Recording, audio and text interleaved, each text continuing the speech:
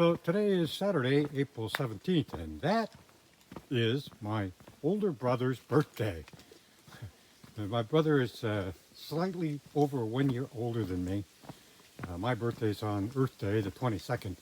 So we were,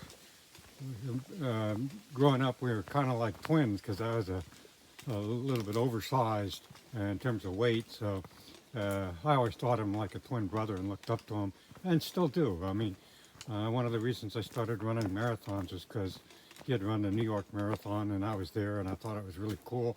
So I started running marathons, and whole life it's been like that. He's always the smart one in the family, uh, the one that education came easy to him. It never seemed like he worked that hard. It just naturally picked it up. Mathematical mind. Uh, so happy birthday, bro. So I stopped after 2.5 miles at the Knott Mall shelter, and this is the shelter. See, it's a pretty big size. It's probably crammed 10, 12 people in there, even more on a cold, rainy night. It's got a little person table. I'm not sure why the picnic table is so small. It's probably a donation from somebody. It's got a fire pit and a big boy table. So you got a place for the adults and the kids. I did overnight at the hostel, the Bear Garden Hostel, and it was excellent. This is one of the better ones yet.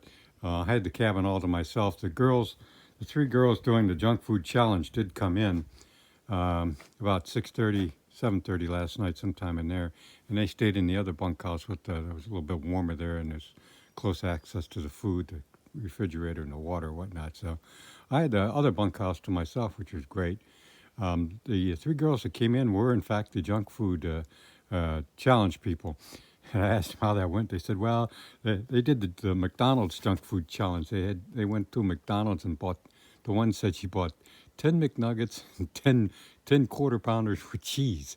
Instead of the third day, she got up and said, I can't eat this anymore. She said she ended up throwing away half the McNuggets and half the burgers. So young people, man, they get into these challenge things. The only challenge I'll do is a ramen challenge. I'll eat as much ramen as you can offer. I have a section 3 miles up that the bridge is out. And so I asked Bertie at the hostel, so how deep's the water? She said, it's only up to your shins right now, but it's been up to, said there was a guy that went through a couple months ago, back in January, February, who's 6'4" and it was up to his chest. So I can't imagine the water's got to be pretty freaking cold in February. She said, don't worry about it. If I were you, I'd just walk right through it in your shoes. I said, yeah, I'm not about to take off my shoes and socks. I mean, it's no different than walking in the rain. So we'll see. I might capture that on film. Oh, the bridge is out. Oh, the bridge is no more. So we got, instead of roping, you got to wade through the water. Did you just go with your shoes on? Was that the Crocs that somebody left? So somebody left some Crocs that you can turn into. I'm ready. Okay, here we go.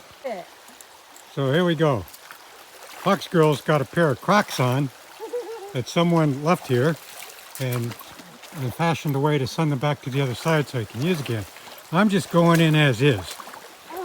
Hey, my Gore-Tex isn't working. My Gore-Tex doesn't work. Go, Fox Girl! Brr, that water's cold. Come on, Lola. There's Lola the Wonder Dog. She's been backing across how many times? I said over there. So it's lunchtime, and I'm eating peanut butter and jelly off on soft tacos again. This time I'm not using my finger because I picked up some utensils at the hostel, and they're working out. So I just met Fox Girl and Wingnut. That's the couple that's in the little scamp trailer that I want to buy. So every time I see them, I ask them some more questions about it, and I got their phone number, so when I go to September to buy this thing, I can run it by them.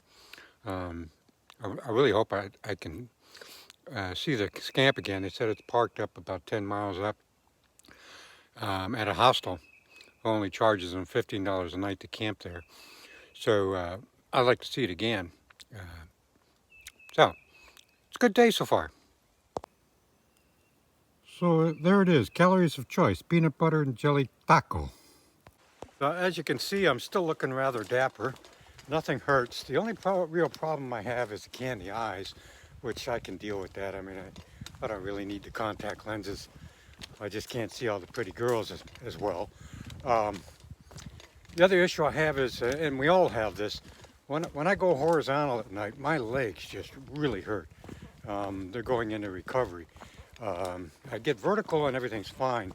So I've been having to take a couple of ibuprofen before going to bed, or else I can't sleep. I used to have the same phenomena racing bicycles extremely long distance. About the third day of 22-hour days cycling, my legs would hurt when I went horizontal and couldn't sleep. That and the fact that I had too much adrenaline going through my system. I figured out how to counteract that. You just take 2 aspirin and that'll solve the problem with the adrenaline. It offsets it. Anyways, that's why I'd like to take a day off in Pearlsburg after 3 weeks without a rest day, just to see if that can recover some of the muscle issues when I go horizontal. I did, interestingly enough, have the first sign of a blister when I finished up 2 days ago. And I was most curious. I went tonight and said, boy, there's inflammation there. It kind of, friction is causing some issues. Maybe I should put some moleskin on, which I do have some moleskin with me. But I decided to wait till morning, and by morning it was completely gone. A huge callus had built up